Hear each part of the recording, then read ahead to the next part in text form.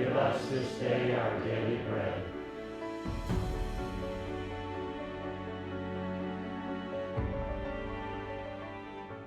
Behold the Lamb of God. Behold him who takes away the sins of the world. Drew, what you doing?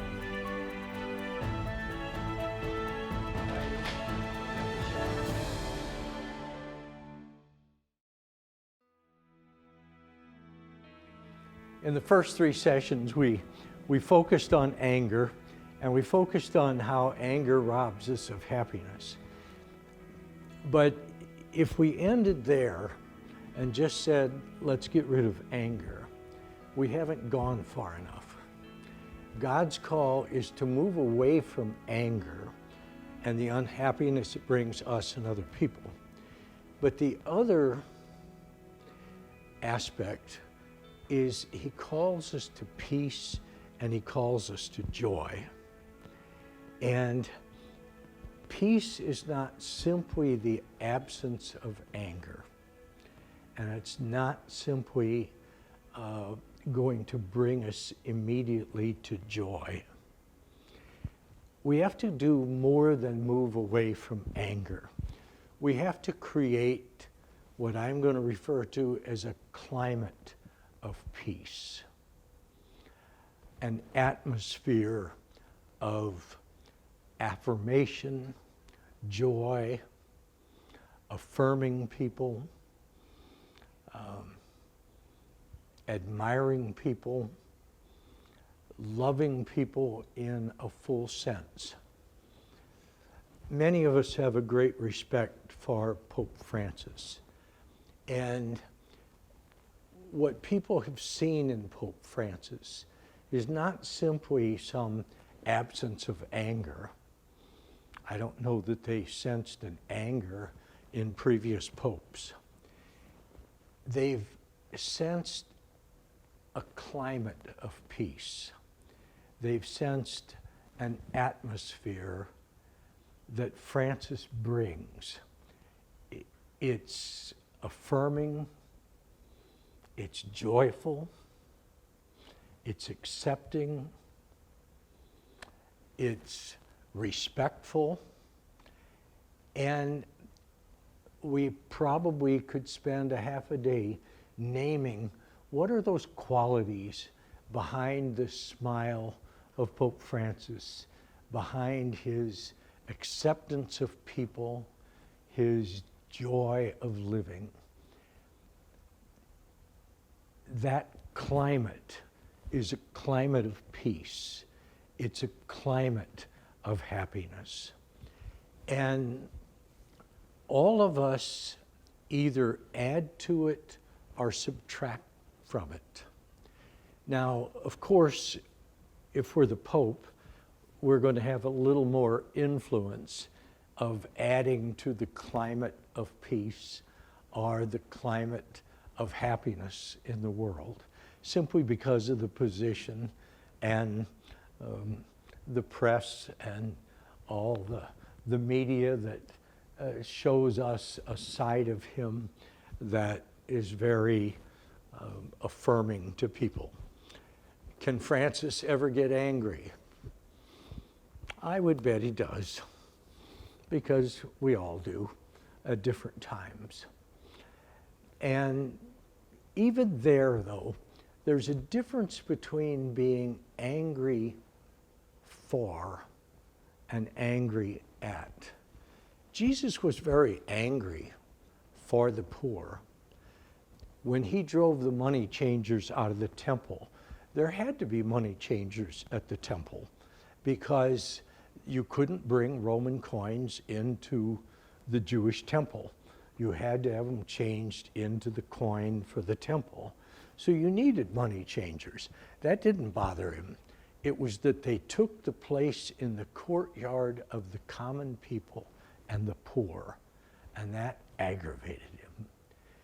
But he was angry for them. And that's very different. When you're angry for someone, there's a passionate love for those people.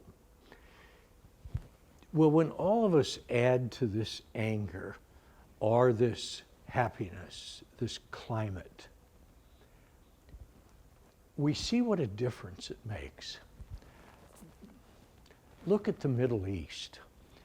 There's been a climate of anger and a climate of hatred and revenge for thousands of years. You know, we, as the United States, sometimes feel we can intervene and solve it. I don't think so. I don't know that we're going to solve a climate that's been there that long. And when that climate of anger is there, all it needs is one spark again, and something else erupts. But if we build a climate of peace, if we build a climate of happiness, it changes things. We don't have to go to the Middle East. Look at our own country in these past years. Look at the climate in the country. Look at the climate in the Congress. You know, and apart from what your politics might be, just seeing that climate that's different, it means that every issue that comes up, we have to take sides. We have to get somebody back. You didn't support this Supreme Court nominee. We won't support this Supreme Court nominee. We've got to get people back. We've got to fight with each other. There's a climate in the country right now that many of us are not comfortable with. There's a climate of anger. And that's bigger than any one person. It's bigger than any one issue. That climate of anger or climate of peace changes everything. Each one of us adds to it, especially close to home. In our homes, if we said, well, nobody's angry at the moment, that's not enough. That doesn't create happiness. Anger will rob the happiness and steal it out of a home.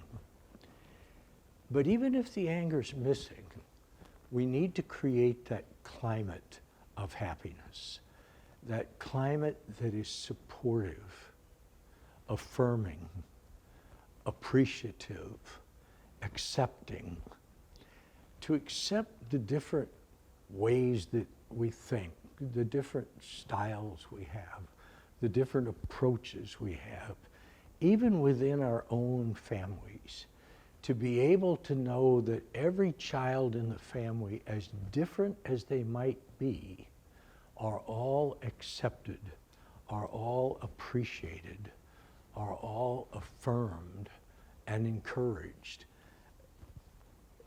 That's what God is calling us to, because that's the joy and the peace that He wants for His people. If we're going to do that, we have to follow Jesus in a number of footsteps. Jesus taught us 3 truths, and they're truths that we don't like to hear sometimes. The one is there is no shortcut to new life. If you remember the exchange between Jesus and Peter, that Peter said, I believe you are the Son of God, that you are the Messiah. But right after that, when Jesus says it's going to take some dying to the old, it's going to take some dying to get to the resurrection, Peter immediately said, no. You know, let's do a shortcut. Let's skip Good Friday and swing right around to Easter. And Jesus says, Peter, you're thinking like human beings now, not like God. We human beings always want a shortcut. And Jesus says, if you want to get to happiness, if you want to get to new life, if you want to get to peace, if you want to get to joy, it's going to take some suffering on everybody's part. That suffering, usually, at least in a home, but I think everywhere, is dialogue.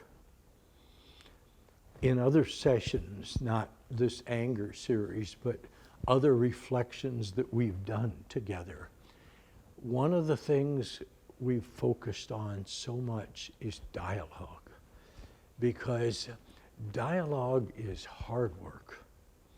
To be able to know what I'm feeling, what I'm thinking, to state it clearly, to state it respectfully, to be able to listen to the other person's position, to not be waiting for what I'm going to say next, but to really hear clearly what are they saying and what is the truth they're bringing to this situation.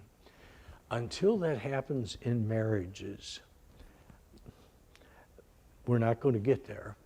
Until it happens in our Congress, until it happens between races, until it happens in the Middle East, until we can hear each other, until we can speak what is my position and exactly how did I arrive here, and then be able to listen to the other person. So many times when couples come to me with a problem in the marriage, the problem is not that they're both wrong. The problem is that they're both right from their own position, from the way they look at it. They're both right. So when Jesus says, my first truth to you is there is no new life without dying to the old. There is no Easter without pain. There is no peace and happiness without the pain of dialogue. Until we believe that truth with everything in us and quit trying shortcuts to peace, it doesn't happen. It just can't happen. We have to believe that Jesus says dialogue, compassion, forgiveness, letting go of anger, starting that climate of affirmation. That's the only way we'll get there. The second truth Jesus gives us that we don't like to hear: evil cannot be destroyed. Period. Evil cannot be destroyed. The human family has tried that forever. It doesn't work. If you hit me and I hit you back, have I destroyed my hurt? No, I've doubled it. You give me a black eye and I give you a black eye, we both have a black eye. You knock my teeth out, I knock your teeth out. My teeth don't grow back. They're both gone. We just double it. Evil cannot be destroyed. Evil can only be transformed.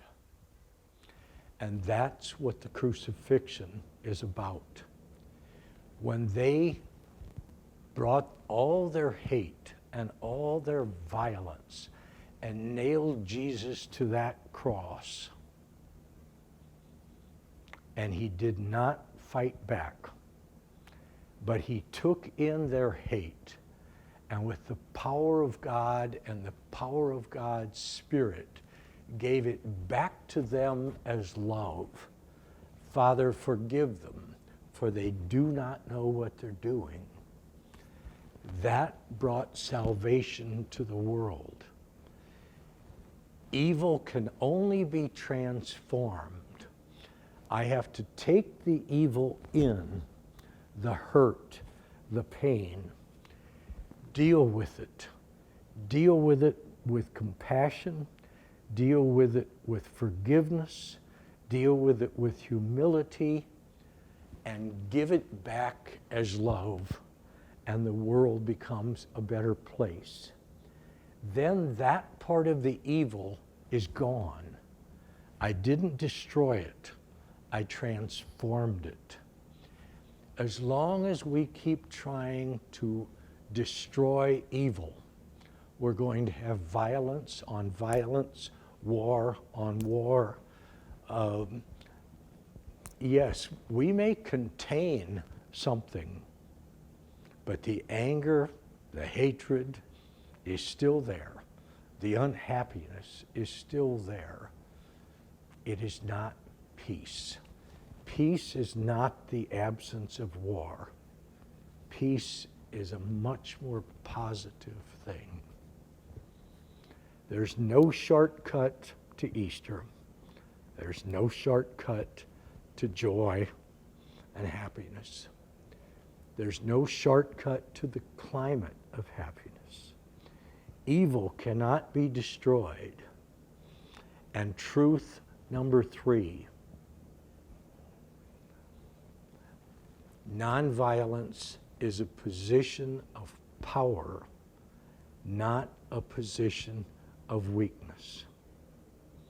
Let me explain that. When Jesus says, turn the other cheek, go the extra mile. If they want your coat, give them your tunic too. What's going on there? When somebody strikes my cheek and I turn the other cheek, I am saying to that person, I'm in charge of this situation. You can hit me again if you want, but I'm in charge of this situation. They force me to go 1 mile with them, and I say, I'll go another mile. You forced me a mile, I'm going a second one. I'm in charge of this situation.